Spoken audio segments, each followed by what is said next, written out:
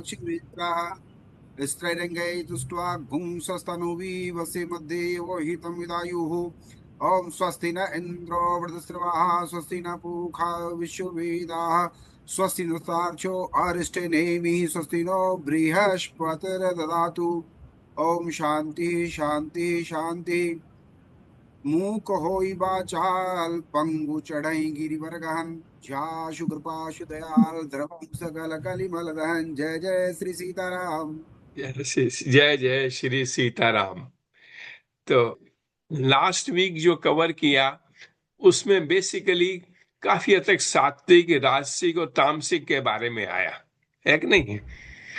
तो सात्विक, राजसिक, तामसिक में और हमने उसमें क्या फोकस किया कि हमें करना क्या है। तो हमने कहा कि भोजन पे हमें विशेष महत्व देना चाहिए कि हम सात्विक भोजन करें। पर मैं बताऊं, आजकल के समय में परिवार इस प्रकार से हैं जो भोजन बनाना कुछ ही लोग बाग बनाते हैं। घर में पत्नी है, पत्नी बनाएगी, आप है तो आप बनाएंगे। तो हमें पत्नी पे तो कोई ज्यादा कंट्रोल वंट्रोल होता नहीं है, वो तो अपनी मर्जी से जो से बनाएगी बनाएगी। पर हमें कोशिश करनी चाहिए कि सात्विक भोजन से हम बनाएं। तो उससे हमारे चरित्र पे क्या असर पड़ेगा उसका मुझे ज्यादा अनुभव नहीं है। मैं आपको साफ बता दूं, उसका मुझे ज्यादा अनुभव नहीं है।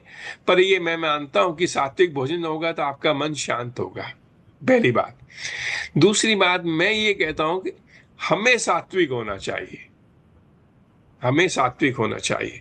हमें सात्विक कैसे है कि हमारा जो भी कर्म हम करें किसी, क्योंकि हमें इंटरेक्शन तो संसार से करना ही करना। हम संसार में हैं तो संसार में हमारा इंटरेक्शन रहेगा ही रहेगा। जो संसार में इंटरेक्शन है हमारा, तो हमारा क्या है, किसी से लेने की इच्छा नहीं रहेगी, हमारी कोई आसक्ति नहीं रहेगी।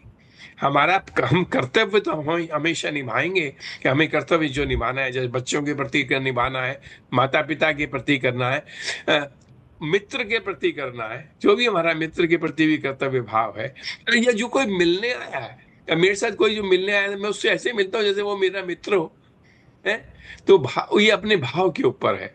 तो हमें क्या है, हमें संसार में जो हम कल्याण का भाव चाहते हैं, अभी मैं 20 पॉइंट्स कवर करूंगा अगले 2 सेशंस में।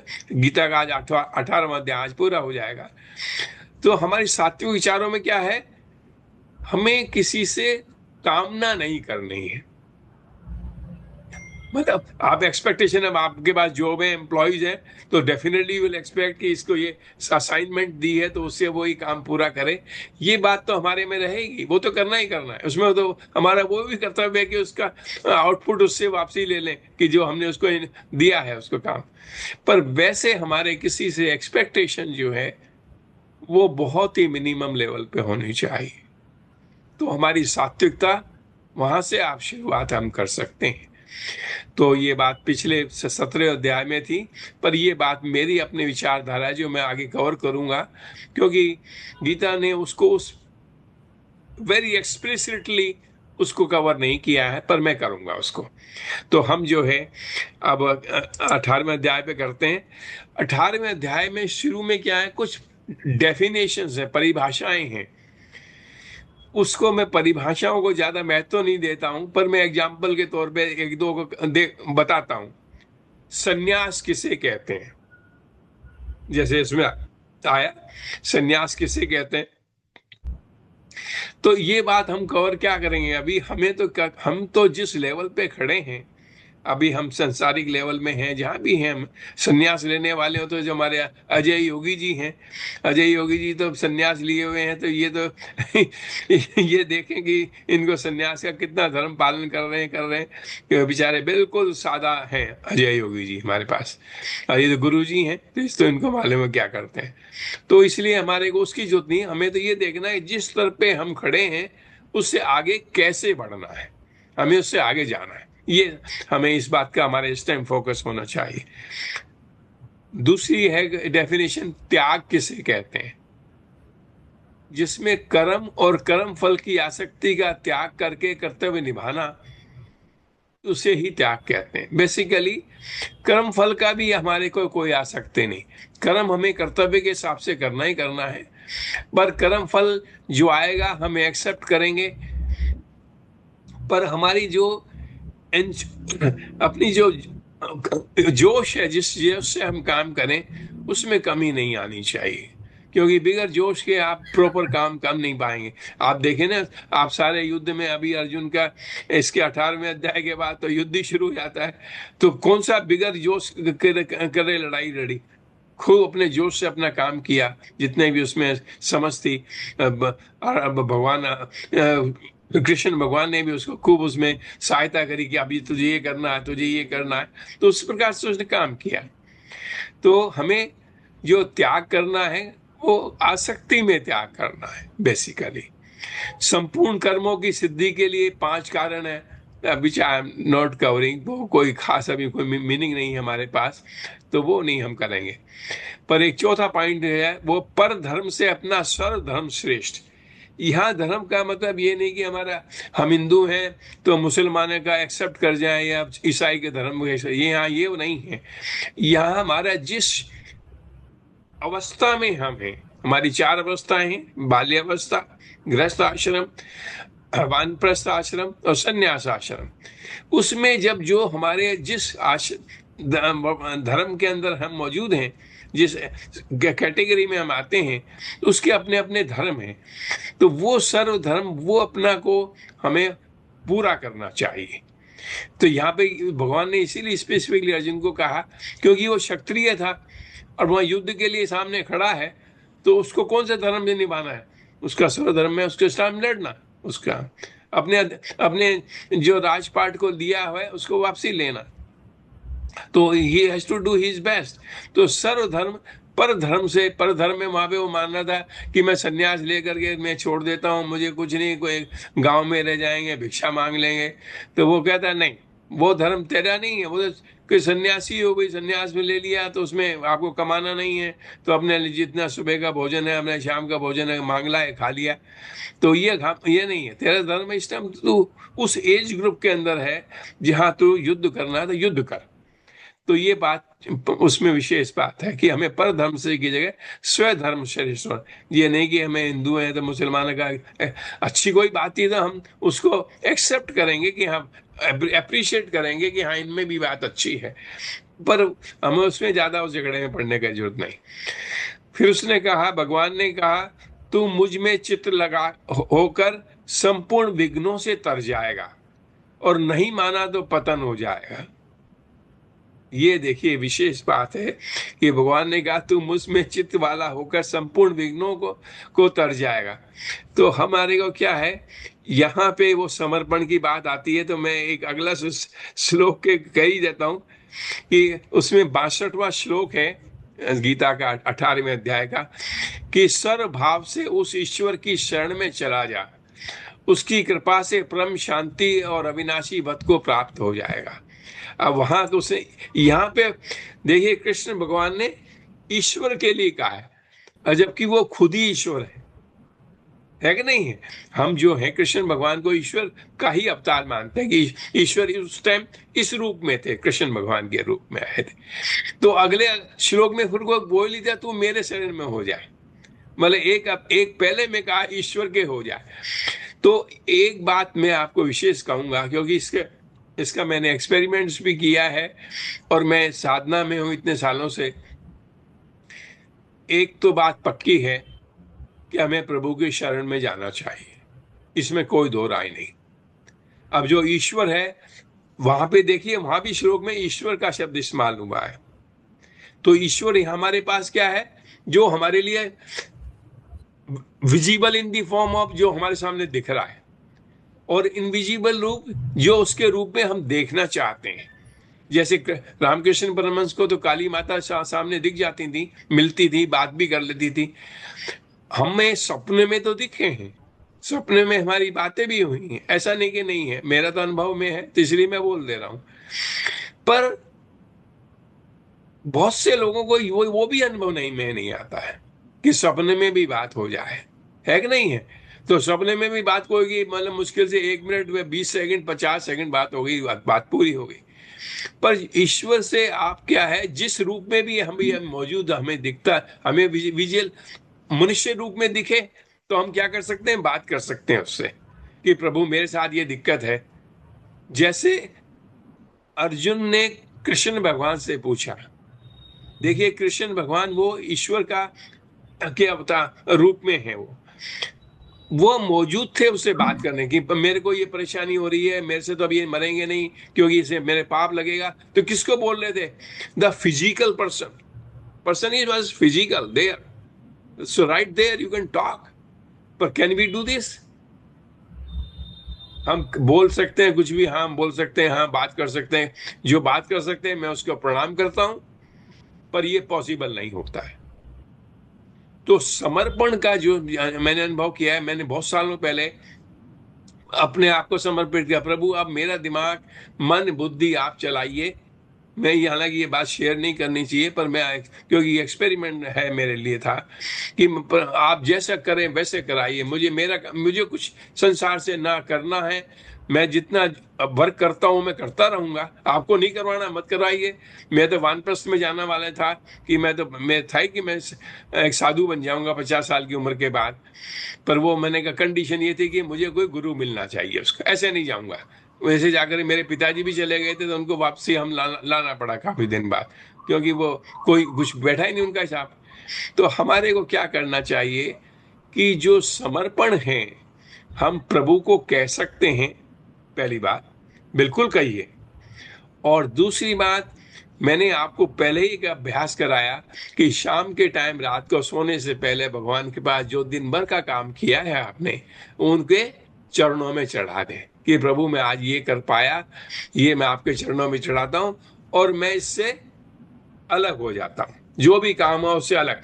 क्योंकि आप करता है ही नहीं, ये हमारा हमने पहले सेशंस में ही पूरा कर दिया था।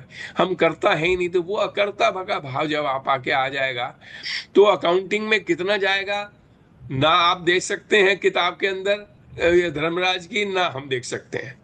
पर हम अभी के समय में ये तो महसूस कर सकते हैं कि वाकई में मैं इसका करता नहीं था, जो प्रभु ने दिन भर मुझसे करवाया मैंने कर दिया, the best I can do what I have done. पर ये समर्पण जो है रोज आपका रोज काम का हो जाएगा। पर तीसरी बात कि आप समर्पण करके उससे कर सकते हैं गुरु के साथ, गुरु जो चलाए, तो गुरु भी ऐसा होना चाहिए जो आपकी बात को समझे, कर सकते हैं, जिससे आप बात कर सकते हो। It should be physical, not हम देवता के रूप में, जो मानसिक रूप के हम गुरु हैं वो ऐसे, या तो आपसे इंटरेक्शन इस टाइप सा करें, कईयों के साथ करते हैं तो बड़ी अच्छी बात है। पर जिसके पास नहीं है तो वो समर्पण को, वो जो उस लेवल का समर्पण है वो एक फिजिकल पर्सन होना चाहिए। पर मैं आपको ये अनुभव में बता दूं, मैंने तो इतने लोगों से मिला हूं, गुरुओं से मिला हूं, वो आपका आपका कल्याण कितना चाहते हैं मुझे नहीं मालूम। मैं साफ बता रहा हूं, कुछ नहीं मालूम। उनका उनका उनका लक्ष्य कुछ और है। वो आपसे समर्पण चाहते हैं, आप उनको सेवा कर दो, और आपका धन धान्य जो भी है जो आपने कमाया है वो आपके बच्चों के लिए नहीं करो, सब छोड़ दो, बच्चों को तो अपने आप करते रहेंगे, हमें दे दो। मैं प्रैक्टिकल सुन चुका हूं। तो एक अभी लास्ट का एक एग्जांपल मैं देता हूं। एक क्रिया योग का मेरे साथ जुड़े हुए थे काफी टाइम से, यंग बॉय।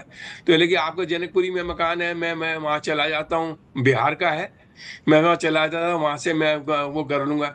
मैंने कहा नहीं महाराज, उसमें उसको वहां पर कोई रहता नहीं है, तो आपको कोई पानी भी नहीं पिला सकता आपको वहां पे। तो उसको मैंने छोड़ दिया। फिर मैंने कहा आप बहुत दिन से कह रहे हैं, चलो मुझे सिखाइए क्या सिखाते हैं क्रिया योग के अंदर। क्रिया योग का मैं भी जानता हूँ, पर आप सिखाइए।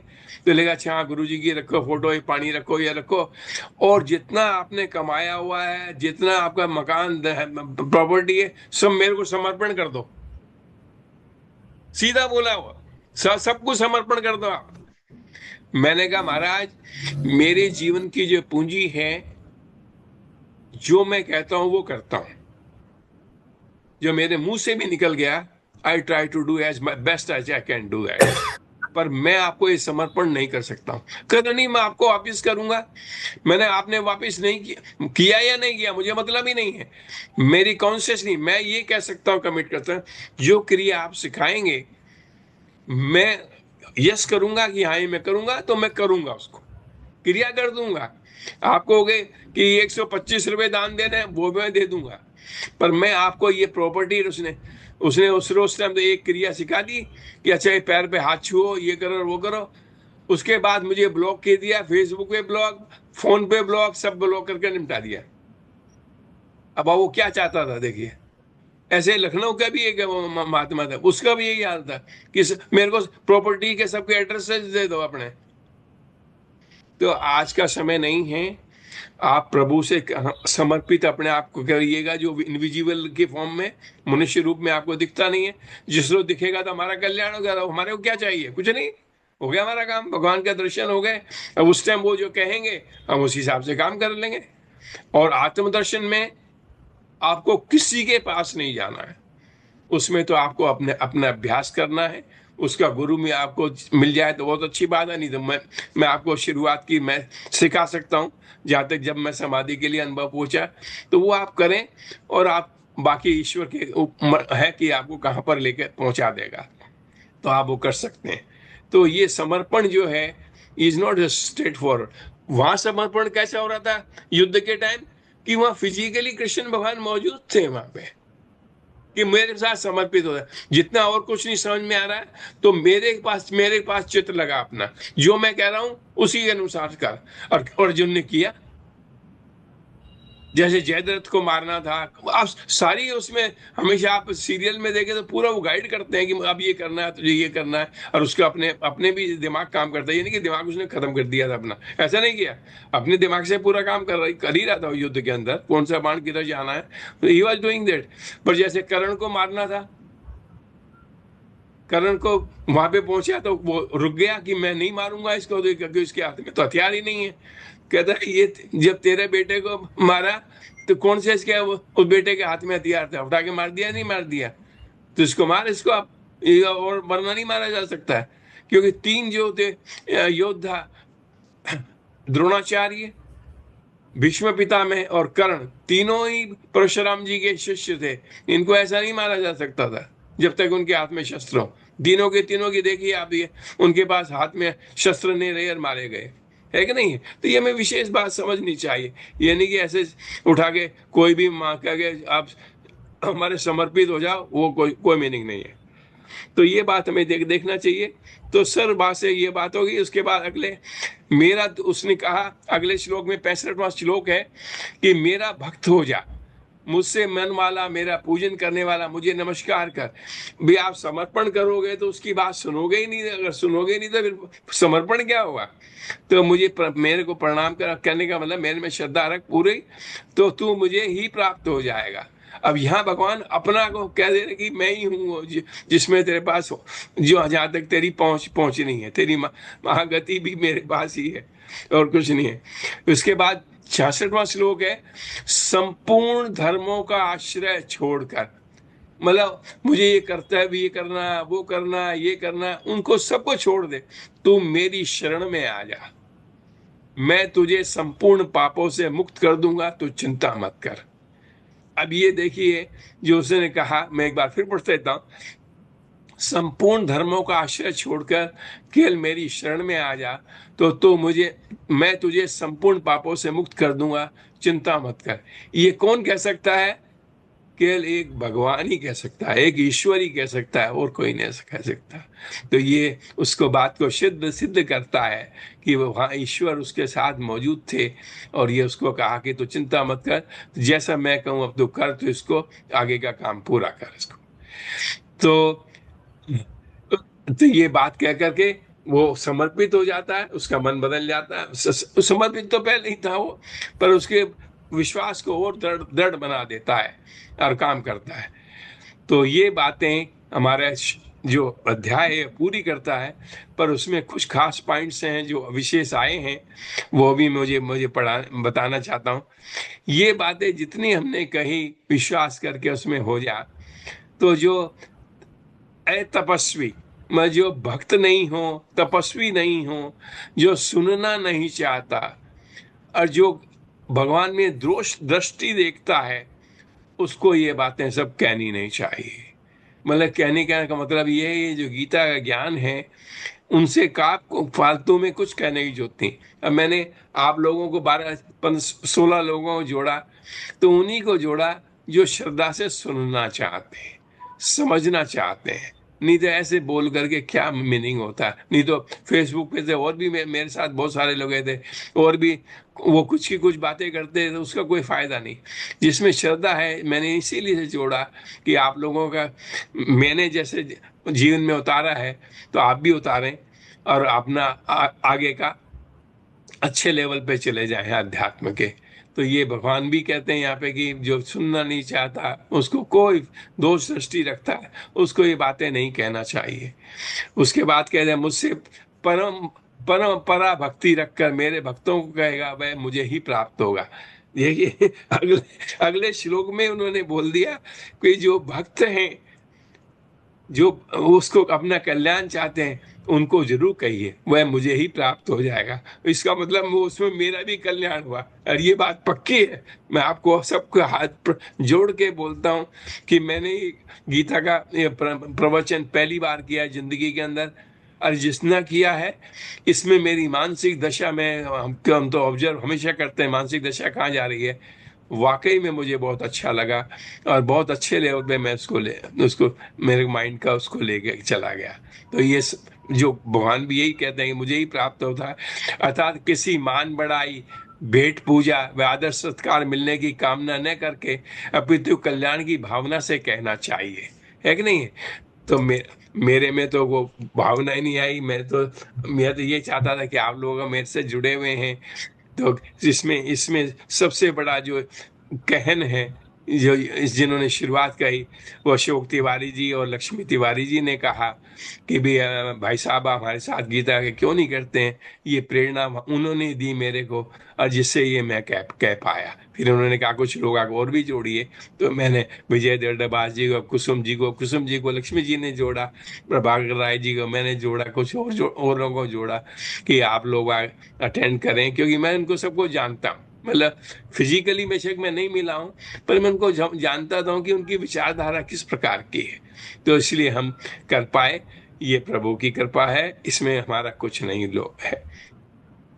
इसको सुनना भी कल्याणकारी है, और अनुसरण करने की तो बात ही कैसी होगी। तो सुनना भी अच्छा लगा, पर अब हमारे को खाली सुनने पे नहीं रहना। ये मेरी तरफ से रिक्वेस्ट है। हमें इसको पालन में, हमारे जीवन में उतारते जाना है। तो ये बात हम उतारते जाएं। तो ये बात कह के अगले श्लोक में, अगले बात में कहता है, अर्जुन कहता है मेरा मोह भंग हो गया है, मैं आपकी आज्ञा का पालन करूंगा। हालांकि वो बात ये 11वें अध्याय में भी कह चुका था। 1 सेकेंड। 11वें अध्याय में भी कह चुका था कि मेरा मोह भंग हो गया है, पर मैं आपके दर्शन करना चाहता हूं, दोनों दिए। अब उसको रिपीट किया उसने कि क्या नाम से, कि मेरा मोह भंग हो गया, now I am ready to do my job. So you got ready to do my job. So that's what we have done. So ये बात कह के मैं अपना विराम देता हूँ। पर अगले दो क्लासेज में और करूँगा। उसमें मैंने क्या किया कि जो 20 पॉइंट्स में मैंने गीता का जो लिखे हैं, जो हमें करना है, मतलब हम बार बार ये एम्फेसिस करते हैं भी ये करना है करना है, पर वो 20 पॉइंट्स फिर भी मैंने लिख दिए हैं दोबारा से।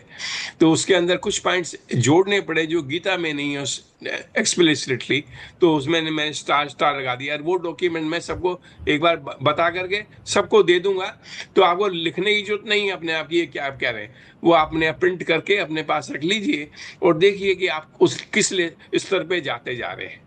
उसमें मेरे से जो हेल्प चाहिए कि मैं तो ध्यान योग का ज्यादा अभ्यासी हूँ, भक्ति में तो आप लोग मेरे से आगे हैं। तो, तो आप उसको और भी भक्ति, वैसे मैं एक बता दूं, लास्ट पॉइंट बोल दूं, जो बेसिक चीज है माइंड के अंदर काम करी, चाहे भक्ति हो चाहे ध्यान योग हो, दोनों में मन से जुड़ना है।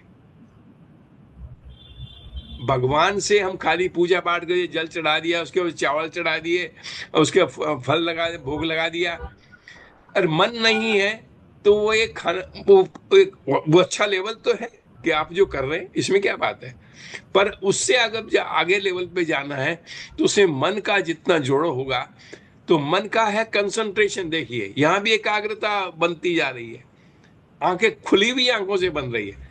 और ध्यान योग में हमें कैसी है, जहां आंख बंद करके एकाग्रता से जाना है, तो दोनों के पीछे एकाग्रता तो पक्की मौजूद है। तो वो अलग बातें हैं। तो ये बात कह के तो मैं कर दूंगा। वैसे आज 18वां अध्याय मैंने पूरा किया। जय श्री कृष्ण। अब कोई क्वेश्चंस वगैरह है तो हम अपन ले लेते हैं। Will do that. Tiwari ji कोई क्वेश्चन है?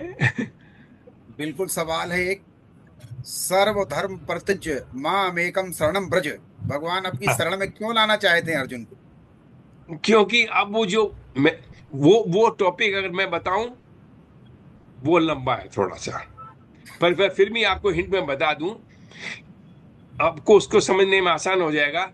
युद्ध चलते चलते इतना हो चुका है, इतनी मारकाट हो चुकी थी, उसमें भी अर्जुन का क्या नाम से वो हो गया था कि ये बहुत बहुत हो गया, मार लिया मैंने, अब इसको बंद करो, इसको युद्ध को। तो भगवान ने क्या कहा, तेरे को मैंने शुरू में बताया था, हम यहाँ हमारा जन्म क्यों हुआ है, हमारे को ये सबका इनको क्या नाम से संहार कर्म में लाना ही लाना है। जितने पाप कर्मी हैं इस समय के, जो हमारे सामने सामने खड़े हैं, जो हमारी साइड से खड़े हैं, जो उसकी साइड से खड़े हैं, उनका संहार होना ही होना है। तो अपना हमें काम पूरा करना है। वो बैकग्राउंड बिल्कुल फर्क है जिसमें भगवान ने उसको कहा कि मेरे पास आ जा। क्योंकि जो महाभारत हुई थी वो एक नॉर्मल कारण तो हम सब जानते हैं, पर जिसने महाभारत एक्चुअल पढ़ी हुई है वो जानता है कि उस महाभारत का कारण ही बिल्कुल फर्क था।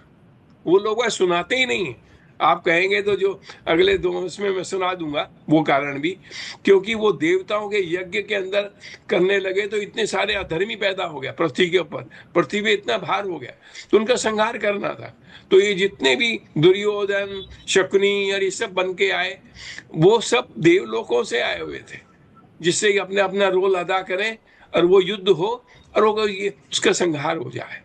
तो भगवान ने कहा कि तू मेरे पास शरण में आ जा, आप तो now you have to finish, let us finish our work, why we have taken the birth. तो वो बिल्कुल बैकग्राउंड फर्क है थोड़ा सा, वो कोई बात नहीं, पर फिर भी मैंने काफी हद तक बता ही दिया। ठीक है, और कुसुम जी आपको कोई प्रश्न है? नहीं, प्रश्न नहीं है, बस मैं एक आपकी बात में जोड़ना चाहती हूँ। जो आपने कहा ना कि उनके सामने तो कृष्ण भगवान थे और हमारे सामने कोई गुरु आदि हो तो हम कर सकते हैं, और फिर आपने फिर गुरु के साथ जो आपका एक्सपीरियंस हुआ है वो बताया। तो यहाँ पर गुरु भी जैसे बनाना है तो गुरु को भी टेस्ट करना चाहिए अगर किसी को बनाना है तो। जैसे कृष्ण ने आपको सबूत दिया, उन्होंने पहले अपना पूरा स्वरूप दिखाया कि मेरे में योग्यता है, मुझ में योग्यता है। भगवान, बिल्कुल उन्होंने अपने को भगवान घोषित होने से पहले अपना पूरा स्वरूप दिखाया कि मैं ये हूँ। बिल्कुल तो बिल्कुल उनको भी बिल्कुल। कुछ ना कुछ तो अपने प्रूफ देना चाहिए। तो अगर गुरु प्रूफ हम देता गुरु है का वो उसके ले बाद तो लेंगे, हम एक बार गुरु का ले लेंगे, क्योंकि कि हमें किस प्रकार से ढूंढना चाहिए, पर बहुत मुश्किल है, हाँ, बहुत ही वही मुश्किल है। कि हाँ अगर बहुत हम किसी मुश्किल को है। गुरु बनाते हैं तो उसमें वो योग्यता होनी चाहिए। वो तो होनी चाहिए पक्का है, पर बहुत मुश्किल है। इस आज के समय में इतना डिफिकल्ट है। मुझे तो 30 साल से ज्यादा हो गए, मुझे नहीं मिले, बहुत से मिले हैं, वो अनुभव में सुना दूंगा, पर वो गीता का पार्ट नहीं है। पर कुसुम जी ने बात बहुत अच्छे ढंग से रखी, बहुत अच्छा लगा। प्रशांत जी, प्रशांत जी। जय श्री कृष्ण। जय श्री कृष्ण। तो कोई प्रश्न है आपका? नहीं नहीं, कोई नहीं है। ठीक है, तो फिर हम सेशन कंप्लीट करते हैं। जय श्री कृष्ण। जय श्री जय श्री कृष्ण। कृष्ण। जय श्री कृष्ण। जय जय श्री गुरुदेव। कृष्ण।